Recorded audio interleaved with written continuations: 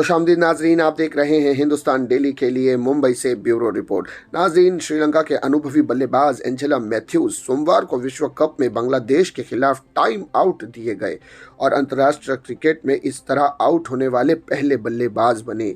सदीरा समविक्रमा के आउट होने के बाद मैथ्यूज जैसे ही क्रीज पहुंचे और हेलमेट लगाने लगे तो उसका स्ट्रिप टूट गया। उन्होंने ड्रेसिंग रूम से दूसरा हेलमेट लगाने का इशारा दिया, लेकिन इसमें काफ़ी समय लग गया।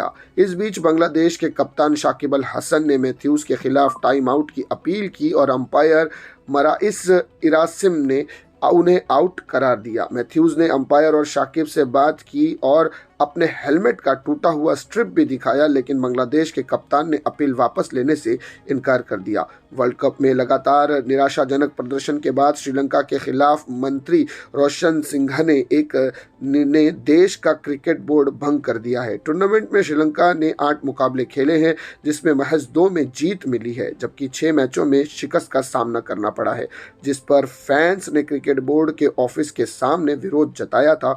बोर्ड भंग करने के बाद 7 सदस्यों की एक अंतरिमिक कमेटी का गठन किया गया है, जो अब इमरजेंसी समय में इस बोर्ड को इस श्रीलंका की क्रिकेट टीम को चलाएगी और निर्णय लेगी कि किस तरह श्रीलंका का क्रिकेट बोर्ड होना चाहिए, किस तरह से श्रीलंका के खिलाड़ी होने चाहिए टीम के अंदर, जो आने वाले समय में श्रीलंका को अच्छे खेल के साथ अच्छे पायदान पर पहुंचाने का प्रयास कर सके। तो ये थी नाजरीन खेल दुनिया से जुड़ी हुई खबर जो हमने इस वक्त आपके सामने पेश की। इसी तरह की खबरों के लिए हमारे चैनल को सब्सक्राइब कीजिएगा।